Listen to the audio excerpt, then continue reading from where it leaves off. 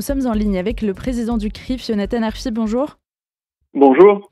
Vous avez organisé, cet événement en tout cas a été organisé à l'Élysée hier soir. Est-ce que, dans un premier temps, la parole du président de la République sur la lutte contre l'antisémitisme a été forte ? Oui, il y a eu des mots forts, des mots qui visent à démontrer qu'il y a une prise de conscience par les pouvoirs publics sur la question de l'antisémitisme. Le président a utilisé l'adjectif d'intraitable, qui est une manière d'assurer que les pouvoirs publics sont radicalement de notre côté.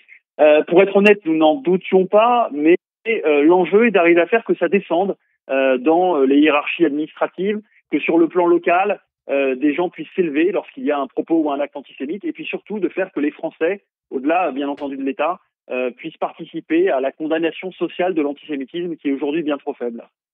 C'était un symbole fort que cette réception ait lieu à l'Élysée. On se souvient bien sûr de l'allumage de Hanouka et de pouvoir à ce moment-là dépasser tous ces fantasmes et se dire qu'il y a eu une parole républicaine à la fois de votre part et du président de la République qui a pu être portée à cette occasion.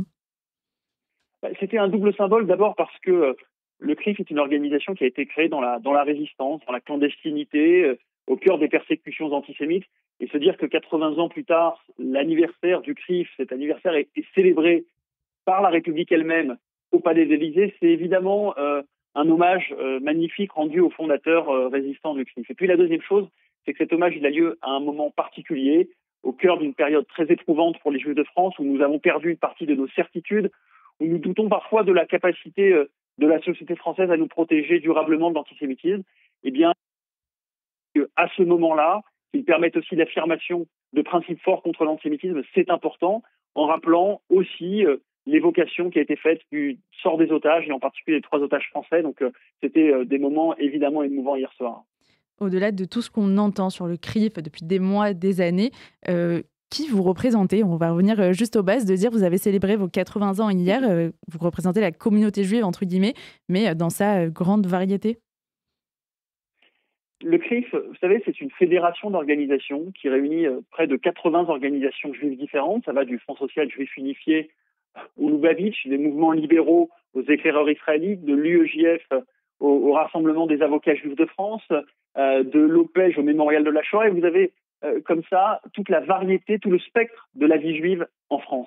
C'est ça la réalité d'abord du CRIF, c'est que c'est une organisation qui reflète la société civile juive, pour le dire avec des termes contemporains, dans toutes ses dimensions, le judaïsme dans son identité religieuse, mais aussi culturelle, mémorielle, éducative, sociale, sioniste.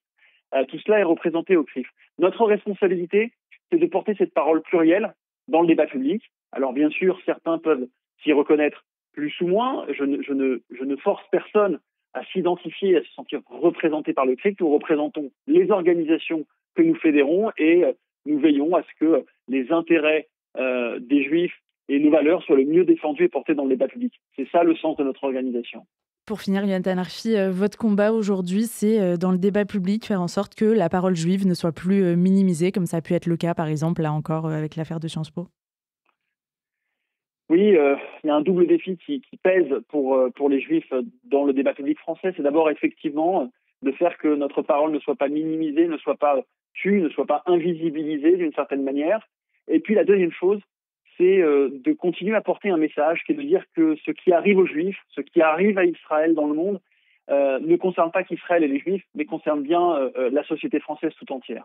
Et ce point-là, cette liaison-là entre le destin singulier des Juifs et au fond la portée universelle de ce qui nous arrive, c'est évidemment l'élément clé, c'est le chaînon décisif, parce que s'il manque, alors évidemment nous prêchons dans le désert, alors que si au contraire il est présent, nous avons la possibilité d'embarquer avec nous des alliés qui comprennent qu'à travers le destin des Juifs se joue au fond le destin du cadre et du pacte républicain plus largement.